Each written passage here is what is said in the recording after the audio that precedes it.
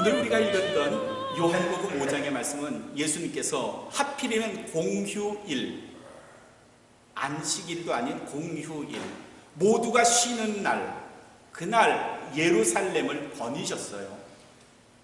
그날 많은 사람들은 각자 집에서 가족들과 함께 음식을 만들어 놓고 떡국 먹고 송편 먹고 했었을 텐데, 예수님은 그 시간에 무슨 생각을 하셨는지 거리를 돌아다니셨어요. 그리고 다니시다가 가신 곳이 베데스다라고 하는 곳입니다.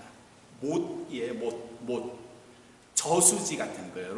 워터 레저버예요. 물을 가두어 두는 것. 인공적인 연못은 물론 아니고요. 죄송합니다. 자연적인 연못은 아니고요. 사람이 파서 만든 연못이에요. 지금부터 한 126년쯤인가요? 1888년 이스라엘의 한 고적 탐사반이 예루살렘성 북쪽 문, 그게 양문이에요. 쉽게이트. 양이 들어오고 나간다 해서 쉽게이트인데, 그 양문 근처에 있는 한 곳을 팠는데 그곳에 유적이 발견됐고, 팠더니 깊은 푸오, 못이 있었던 것을 발견했습니다. 그리고 그 옆에 5개의 각각 정자 같은 방이 있었고요.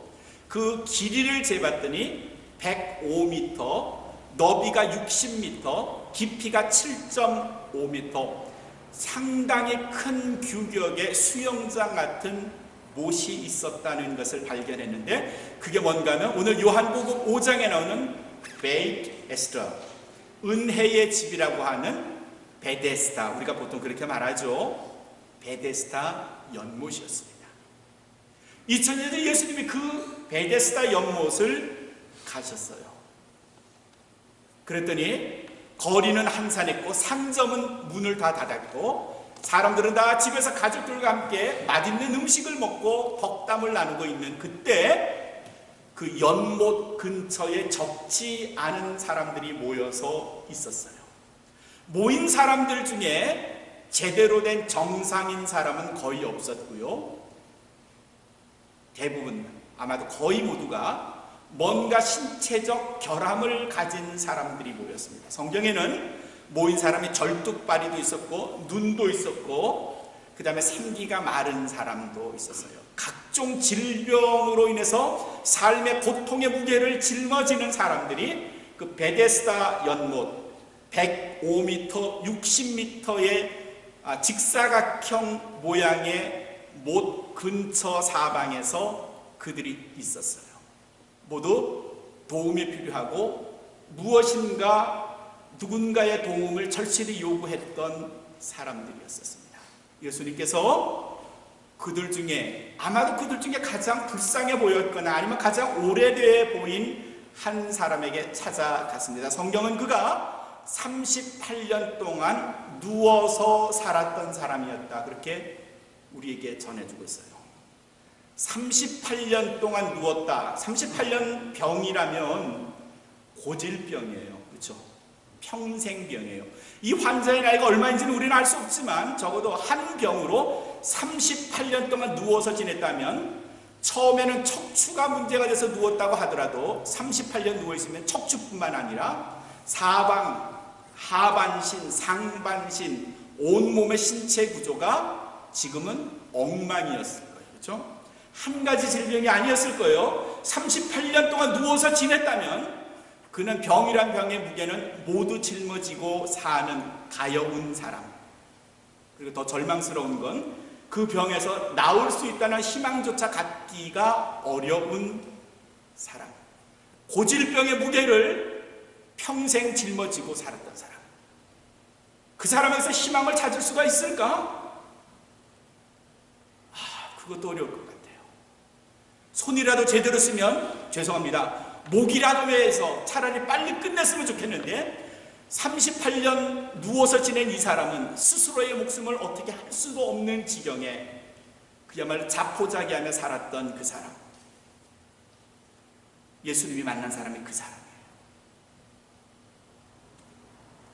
한번 생각해보죠. 38년을 한 병으로, 그리고 계속되는 반복되는 병과 그리고 더해지는 병, 복합적인 병으로 그 연못가에서 살았다 하면은 그가 이 상황에서 원하는 게 뭘까요? 뭘 바랄 수 있을까요? 제 생각엔 파란색 물감조차도 그릴 수 없는 사람, 희망의 시옷조차도 그리기 어려운 사람이 바로 이 사람일 듯 싶습니다. 정말 가여운 사람일 거예요. 그 사람이 눈에 띄었던 겁니다. 예수님은 그 사람을 불쌍히 보셨던 것 같아요. 그래서 그 사람에게 다가갔습니다. 이 공휴일에, 모두가 쉬는 이 공휴일에, 아무도 찾아와 주지 않는 이 절기에 알지 못하는 한 사람과 그 뒤를 따르는 몇몇 사람이 자기에게 오는 것을 보고 이 누워있는 사람이 매일 하늘만 보다가 정상인 사람, 제 발로 잘 걷는 사람의 무리를 오랜만에 지금 봤을 거예요. 왜냐하면 그 주변엔 전부 다 불구자, 뭔가 문제가 있는 핸디캡들만 있었기 때문이죠. 근데 그 낯선 사람이 오더니 이 누워있는 사람에게 묻기를, 오늘 38년 된 환자가 오늘 요한복음 5장 6절에서 예수님에게 질문을 받습니다. 예수님이 그 사람에게 묻기를, 내가 어떻게 하기를 원하느냐? 낫고자 하느냐? 낫기를 원하느냐? Do you want to get well? Do you want to get well? 치유되기를 원하느냐? 네가 지금 이 상황에서 조금 더 좋아지는 생활하기를 원하느냐? 내가 정말 낫기를 원하느냐? 물었어요. 그런데 이 사람의 대답이, 누워있는 38년 된 환자가 낯선 사람의 질문, 낫기를 원하느냐 했었을 때 이 환자의 대답이 무엇이라고 대답해야 정상이죠? 여러분이라면 뭐라고 대답하겠어요? 낫기를 원합니다. 낫기를 원합니다. 낫고 싶습니다. 보통 이렇게 대답해야 정상이에요. 그렇게 대답해야 마땅해요. 근데 7절에 이 사람의 대답이 아주 우스꽝스러워요. 예, 낫게 해주세요. 낫고 싶습니다. 이게 아니라 어떻게 대답을 했어요? 예, 물이 동할 때에 물이 이렇게 움직이고 그러면 4절의 말씀을 보면 천사가 내려서 물을 휘젓는데 그때 제일 먼저 그 물속에 들어가면 그 사람은 낫는다는 그런 이야기를 듣고 내가 지금 기다리는데, 물이 동할 때에 누가 나를 물에다 집어넣어줄 사람이 없어서 내가 누워서 움직여서 들어가려고 그러면 이미 다른 사람이 물속에 들어가 있습니다. 이게 지금 무슨 말이에요? 자기가 지금 38년 동안 뭐 몇 년 동안 그 베데스다 목가에 있었는지 모르지만 아직도 여기에서 지금 이러고 있는 건 누군가 나를 밀어줄 사람이 없어서입니다. 이 대답 7절의 말은요, 좀 복합적이에요. 좀 구차한 변명이기도 해요. 자기가 지금 여기에 이 모습으로 누워있는 이유에 대한 핑계이기도 하고요. 두 번째는요, 다른 사람에 대한 원망이기도 해요. 저 사람 소경도 나보다 빨리 움직이고요. 손은 움직이지 못한 어깨 고장난 사람, 머리가 이상한 사람도 나보다는 빨리 걷거든요. 그 사람들만 없으면 내가 먼저 들어갈 수 있는데, 다른 사람에 대한 원망이고요. 세 번째는 자기 자신에 대한 비관이에요. 나는 어쩌다 이 모양이 됐지?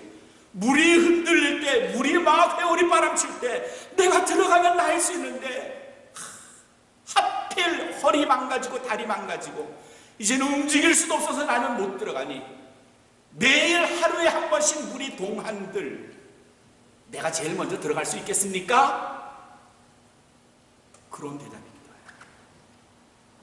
그리고 또 다른 한 가지의 이유를 더 찾으면 그 예수님을 향해서, 당신이 내게 낫기를 원하느냐 물으셨는데, 당신이 그 말 하시기 전에 물을 흔들리면 날 좀 밀어주실래요? 이런 부탁이기도 해요. 예수님이 이 사람에게 너 낫기를 원하니? 했더니 대답하기를, 그러면 당신이 나한테 그렇게 친절을 베푸시는데 이왕 친절을 베푸시려면 물이 움직일 때, 물이 소용돌이 줄 때 날 좀 밀어 넣어 주실래요?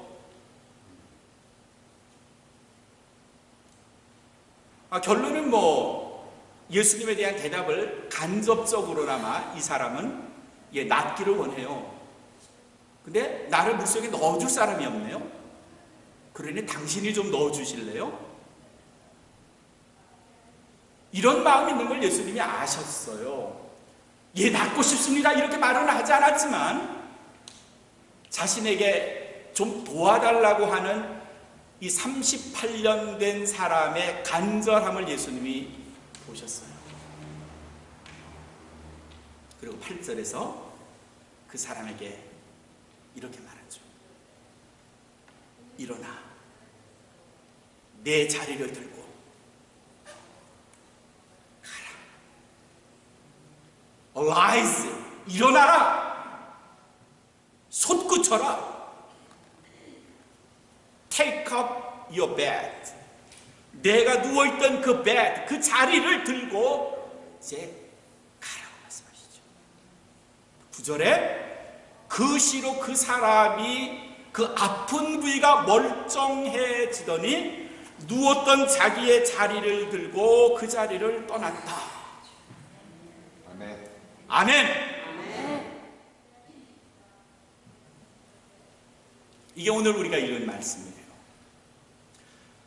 예수님에게 우리가 우리에게 이렇게 물어보시죠. 내가 낫기를 원하느냐? 요새 우리 교인들, 우리 권사님들이 많이 몸이 불편하셔서 병원에 입원하신 분이 몇 분이나 계셨어요. 이제는 다 퇴원하셨어요. 건강이 안 좋은 분들이 계세요. 오늘 말씀은 그런 분들을 향한 말씀이기도 해요. 근데 오늘 주님이 우리에게 내가 낫기를 원하느냐 할 때 그 낫기를 원한다는 게 정에서 치유되기를 원하는 그런 말씀일까요? 그런 말씀일까요? 자, 예수님이 마음을 바꿨어요. 내가 낫기를 원하느냐 했을 때 38년 된 환자가 누가 나를 밀어주지 못하니까 예수님 내 옆에 좀 계시다가 물이 회오리 바람치면 얼른 나를 좀 밀어 넣어 주실래요? 그거 어렵지 않네. 그리고 예수님이 그 자리에 털퍼닥 앉으셨어요. 점심을 잡수시고 저녁 때가 됐는데 갑자기 베데스다 연못이 회용돌이가 막 쏟으니까 사람들이 저마다 일어나서 물속에 들어가려고 할 때 예수님이 그 사람을 발로 뻥 차서 물속에 떨어뜨렸어. 그래서 그 사람이 자기 힘으로 수영을 하더니 번강한 몸으로 고마워요. 이제 내가 나았습니다. 스토리가 이제 이렇게 됐단 말이죠. 그래서 그 사람이 나았어요. 자, 그 사건과 그렇게 되었을 경우의 사건과 예수님께서 오늘 성경 말씀대로 그에게 베푸신 은혜와 비교했을 때 뭐가 달라요? 뭐가 달라요? 네? 너의 힘으로. 너의 힘으로. 너의 힘으로. 내가 낫기를 원하느냐 하는 이 예수님의 질문에 우리는 어떻게 대답을 하는가 하면 예수님, 내가 지금 굉장히 힘든 경제적 문제에 시달리고 있거든요. 요것만 좀 해결해 주세요. 내 지금 허리가 너무 아픈데 주님이 허리만 치료해 주세요. 나를 물속에 좀 차 넣어주세요. 지금 우리 가정에 이런 심각한 문제가 있는데 이 문제만 좀 해결해 주세요. 이 순간 누군가가 내게 도움을 주면 내 인생이 잘 펼쳐질 것 같은데 좀 도와주실래요? 이런 주님의 물음에 대한 우리들의 대답이 바로 7절에서 베데스다 연못에 있는 38년 된 병자가 예수님께 했던 이야기입니다. 물이 동할 때에 아무도 날 물속에 넣어주지 않으니까 내가 지금까지 이러고 있습니다. 그러니 당신이 나를 물속에 뻥차 넣어주세요. 이게 우리가 주님 앞에 나와서 하는 주님에 대한 요구일 수 있어요. 우리는 이렇게 참 많이 말해요. 요 문제만 해결해 주세요. 경제적 문제 해결해 주세요. 부부간의 문제 해결해 주세요. 자식 간의 문제 해결해 주세요. 사람 간의 문제 해결해 주세요. 건강의 문제 해결해 주세요. 입시 문제 해결해 주세요. 직장 문제 해결해 주세요. 누가 날 도와주지 못해서 내가 지금 이러고 있거든요. 그래서 다른 사람도 원망하고요. 자기 자신에 대해서는 굉장한 비관적인 생각을 하고요. 그리고 현실은 여전히 베데스다 연못 가에서 누군가 자기를 도와줄 사람을 찾고 있는 거죠. 내가 낫기를 원하느냐? 그 말은 너의 근본적인 문제가 해결되길 원하느냐는 말인데, 우리는 그 큰 은혜를 주신 주님의 말씀에 요만큼만 도움을 구해요. 그것도 주님으로부터의 도움이 아니라 사람으로부터의 도움, 건강으로부터의 도움, 물질로부터의 도움을 요구하는 조그만 신앙을 가지고 있어요.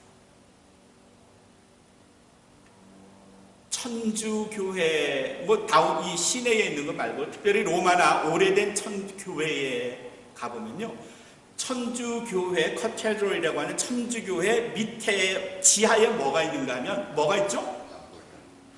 예, 납골당 같은 그런 미라 혹은 시신, 오래된 시인들, 유골들을 모아두는 것이 지하에 대체로 있고요. 근데 큰 교회 말고 유럽의 작은 도시에 있는 교회들에 가면은 그 지하에 그런 게 별로 없고요. 대신에 교회 앞들에 주로 뭐가 조성이 되어 있는가 하면 무덤들이 조성이 되어 있어요. 과거 초창기의 초대 교회의 교회 앞은 대부분 공동묘지였습니다. 신부님이나 유명한 사제 이런 분들이 돌아가시면 교회 앞 무덤에 시신을 모셨거든요. 근데 문제가 생겼어요. 동네 사람이 아주 유능하고 신실한 어느 사제가 어느 분이 돌아가시면 그분의 시신을 가져다가 그걸로 자기가 복을 기원하는 유품으로 삼았어요. 이걸 렐릭스라고 그러는데, 그러니까 유명한 어느 신앙인이 죽으면 그의 시신은 도굴되기 일쑤였고 시신이 없어지기가 일쑤였고, 제가 언젠가 김대건 신부의 유골이 미국에 왔다가 뼈 하나가 없어져서 난리가 났다는 이야기를 한번 해드린 적 있죠. 그걸 집에 가져다 모셔두고 거기다 기도를 해요. 그리고 기도하면 영험이 있다고 생각을 해요. 요거 놓고 대퇴부 뼈 하나 갖다 놓고 기도하면 우리 집에 복이 올 거고, 우리 아들이 대학교에 털커덕 붙을 거고, 사업에 대박 날 거고, 누군가가 나를 연못에 쳐넣어주면 내가 병이 날 거고. 하도 교회 앞 무덤이 훼손을 많이 당해서 교회가 그 다음부터 규모가 큰 혹은 신심 있는 사람들은 교회 밑에 지하실을 파서 그곳에 시신을 안채요. 더 이상 사람들의 손을 타지 않게 하기 위해서. 얼마나 많은 그리스도인들이 십자가 예수 그리스도를 통해서 근본적인 은혜를 구하는 게 아니라 조그만 은혜, 나를 발로 쳐넣어 주시면 내 병이 낫겠습니다. 예수님, 내 사업을 좀, 내 자녀의 문제를, 내 건강의 문제를, 내 골치 아픈 이 인생의 문제를, 예수님을 조그만 예수님 십자가로 만들어서 그 예수님께 나의 인생을 걸려고 하는, 지금 이 7절에서 38년 된 병자가 예수님에게 했던 말은요, 그가 예수님인 줄 모르고 그냥 지나가는 누군 줄 알고 그에게 부탁하는 거예요. 아무나 할 수 있는 것, 날 좀 풀 속에, 연못 속에 좀 밀어넣어 주세요. 그런데 이건 38년 된 병자만의 그리스도를 향한 간구가 아니고요, 오늘날 정말 많은 사람들이 그렇게 신앙생활이라고 하고 있어요. 그리스도를 만나서 근원적인 은혜, 영혼의 구원에 관심을 갖기보다는 자기 지극히 현실적인 조그만 은혜, 거기에 목숨을 걸고 그것 때문에 신앙생활을 한다고 생각합니다. 아마도 예수님이 이 사람을 발로 차서 연못에 넣어서 그 사람이 일어났다면 그는 병에서 치유는 받을 수 있었겠지만 예수님을 알아요, 몰라요? 몰라요.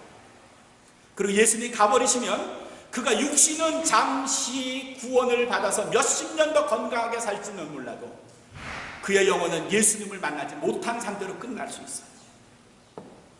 얼마나 많은 사람들이 교회에 나와서 신앙생활하면서 성경을 읽으면서 기도를 하면서 자기 영혼이 그리스도를 만나겠다고 하는 그런 신념보다는, 그런 열망보다는 지극히 사소하고 작은 것에 자기의 신앙의 줄이 연결되어 있는지 몰라요.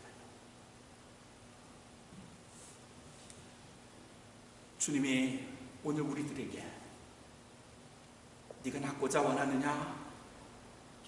이렇게 물으신다면 여러분의 대답이 뭡니까? 나를 그냥 발로 차서 물속에 넣어주실래요? 이렇게 대답하시렵니까? 아니면 그리스도시여 내가 낫기를 원합니다. 내 육신도 나을 뿐만 아니라 나의 영혼이 당신으로 인하여 구원받기를 원합니다. 이렇게 대답하시렵니까? 어떻게 대답하시렵니까?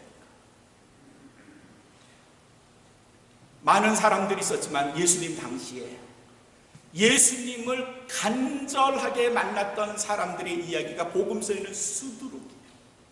그렇죠? 누가복음 19장에는 여리고에 살면서 사람들에게 괄시받고 따돌림 받았던 키 작은 삭개오가 예수님이 오신다는 소리를 듣고 체면불구하고 나무 위에 올라가서 그리스도에게 직사광선을 내리쬐더니 레이저빗을 내리쬐더니 주님이 그를 만나준 거죠. 그리스도를 만남으로 인해서 삭개오의 인생이 변해진 겁니다. 그에게 당면한 문제는 돈의 문제, 사랑과의 문제가 아니라 자기 영혼의 문제였다는 것을 삭개오가 알았던 거죠. 마태복음 10장에는요, 가나안 여인이 자기 딸이 귀신 들린 걸로 인해서 문제가 생긴 겁니다. 그걸로 인해서 주님이 자신의 마을에 지나간다는 소식을 듣고 예수여 나를 좀 불쌍히 여겨 주시옵소서. 그리스도를 향하여 직접 주님을 만나서 주님으로부터 도움받기를 원했던 겁니다. 마가복음 15장에도요, 소경 바디메오, 그 사람이 살았던 곳도 여리고성이었어요. 그는 앞을 보지 못하니까 예수님에 대한 소리만 들었고요, 예수님이 자기 마을에 오셨음에도 불구하고 그가 예수인지 몰라서요, 예수님이 그 여리고에 계시다가 떠나시는 순간에 사람들로부터 들은 겁니다. 예수가 떠나네?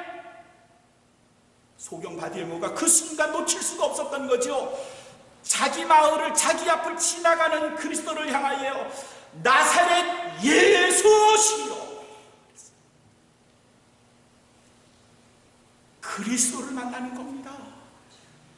주님을 만나야 살 수 있을 줄로 믿습니다. 내가 낫기를 원하느냐 물어보실 때 우리의 대답이 발로 차주실래요? 내 육신의 문제를 해결해 주실래요? 사업의 문제, 가정의 문제를 해결해 주실래요가 아니라 주여 나는 당신을 인격적으로 만나고 싶습니다. 이게 우리의 대답이 되어야 될 줄로 믿습니다. 한국에서 69번 버스를 타고 사람들이 종점으로 가다가요, 그게 다리에서 굴러 떨어졌어요. 사람이 꽤 죽었어요. 죽었던 사람이 하늘나라에 올라가서 하나님 앞에 딱 섰대요. 어떤 사람이 하나님 앞에 딱 섰는데 하나님이 물으신 거예요. 야, 너 어떻게 해서 죽어서 여기 왔냐 했더니, 억울해요 하나님. 나는 한참 졸다가 딱 눈을 떠보니까 내 버스, 내가 내려야 할 곳을 지나갔잖아요.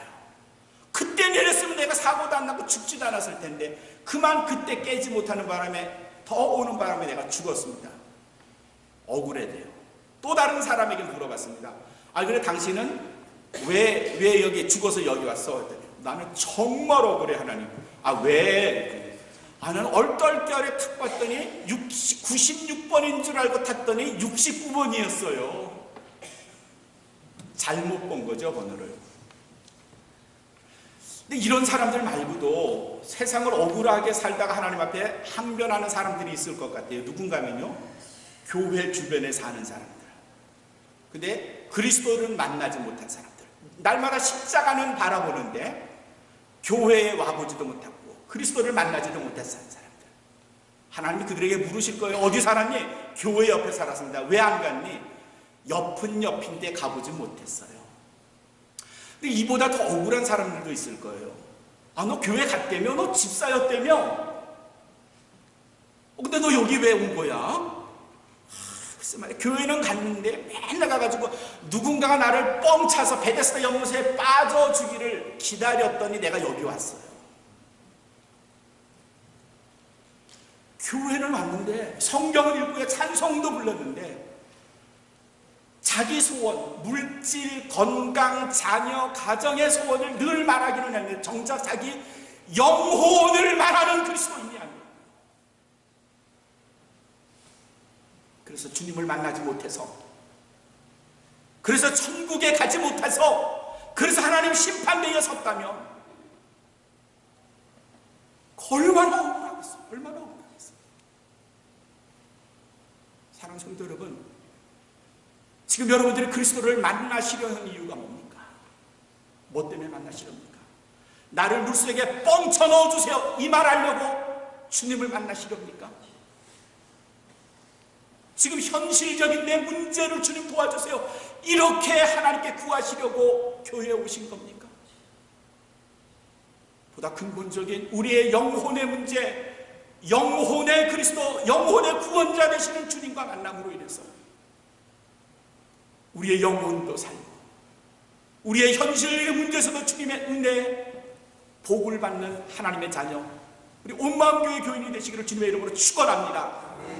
끔찍한 사건이 1963년에 있었습니다.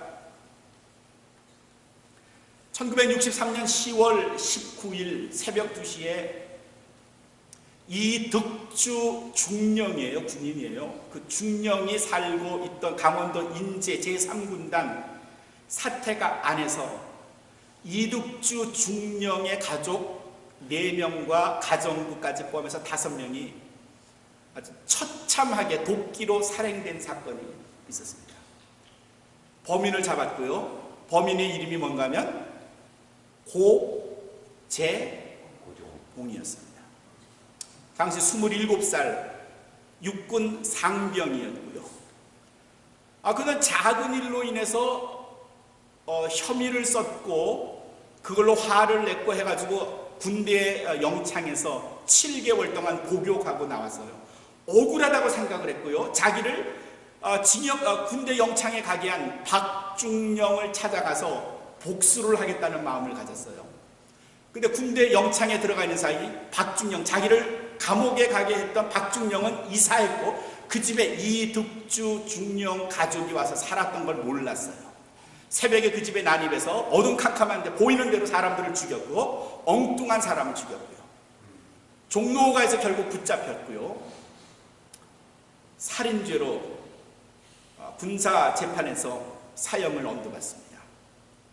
서울구치소에 수감됐고요. 이제 죽을 날만 기다리는 거죠. 근데 그 소식을 여러 사람이 들었는데 그 중에 한 전도사님이 그에게 마음이 쏠린 거예요. 한 번도 흉악한 살인범을 만나지 못했고 그렇다고 무슨 교도소 선교를 해본 적도 없는데 다짜고짜 그를 찾아가서 면회 신청을 했습니다. 송국선 전도사님입니다. 그리고 그를 만나서 얼굴이 아주 무시무시한 사람일 줄 알았는데 의외로 27살 한창 청년인 그가 그저 담담히 눈을 부라리면서 자기를 쳐다보고 있더래요. 성경을 펴서 요한복음 3장 16절을 읽어줬습니다. 하나님이 세상을 이처럼 사랑하사 하나님이 당신을 사랑하십니다. 그리스도가 당신 때문에 죽으셨습니다. 당신이 예수를 원합니다.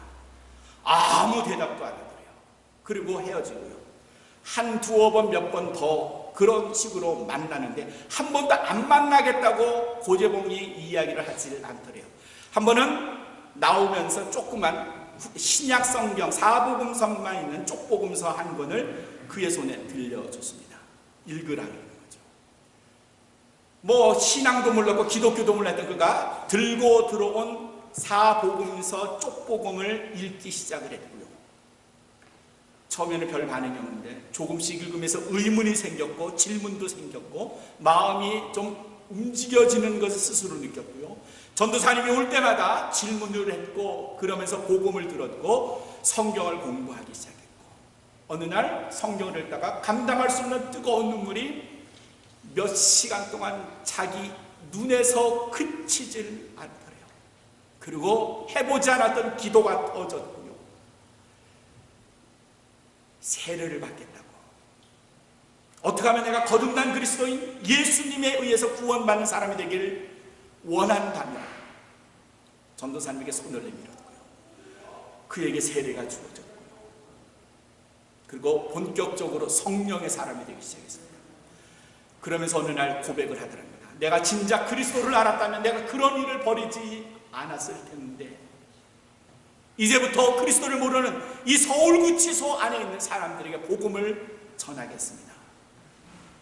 그 전까지는 얼마나 흉악한 사람이었는가 하면요, 누구도 그의 앞에 올 수 없는 독방에서 혼자 있는데 늘 으르렁거리고 아디머리 끝까지 있는 교도소장이 한 번은 창살 밖에서 그와 이야기를 하는데 고재봉 씨 갑자기 두 손으로 그의 안경을 그냥 막 내리꽂는다고 할까요? 안경 깨지고 거의 눈에 실명을 할 뻔한 사건까지 있을 만큼 아주 사나운 사람, 누구도 컨트롤할 수 없는 사람이 그의 성품이 변하기 시작해서 모습이 변하고 목소리가 변하고 사람들을 대하는 태도가 다르기 시작했고 조금씩 다른 사람들이 고재봉 씨에게 영향을 받기 시작했고 성경을 함께 읽는 사람들이 늘어났고 공부하는 사람들이 늘어났고 손을 잡고 기도하는 사람들이 생겼고 그리스도의 이름에 무릎을 꿇는 사람들이 생겼고 세례를 받는 사람들이 늘어났고 그 다음 해 1964년 3월 10일 고재봉 씨가 사형을 받게 되는 그날 하늘 가는 밝은 길이 찬송을 부르면서 그의 마지막 길을 갔고요. 그가 남은 재소자들에게 남긴 유언은 이겁니다. 2000명 재소자 중에 1800명이 그리스도인이 되고 200명이 아직 예수님을 영접하지 않았는데 남아있는 자기의 신앙의 벗들에게 200명을 꼭 전도해 주세요. 그리고 그 마지막 그린마일이라고 하죠. 형장의 죽음의 자리로 갔습니다. 예수님을 만난 겁니다. 혹자는 그의 인생이 불행하다, 안 됐다라고 하지만 그 마지막 남은 몇 개월 그리스도와 동행하는 삶이 된 겁니다. 그의 가장 큰 현실적인 문제가 사형수라는 죄인으로부터의 탈출이겠거니 생각했지만 천만에요.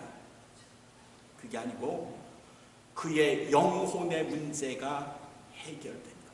사랑하는 성도 여러분, 38년 된 병자가 그의 몸이 낫기를 원했지만 주님은 그를 찾아가셔서 더 근본적인 문제를 해결해 주셨습니다. 오늘 나의 기도는, 여러분의 기도는 뭡니까? 나를 물속에 뻥차 주세요라는 문제 때문에 교회에 오셨다면, 그것 때문에 신앙생활 하신다면, 그것 때문에 기도하신다면 죄송합니다. 십자가를 다시 보세요. 영혼의 문제가 남겨져 있다면 그것 해결하지 않고는 십자가에서 눈을 떼지 마세요.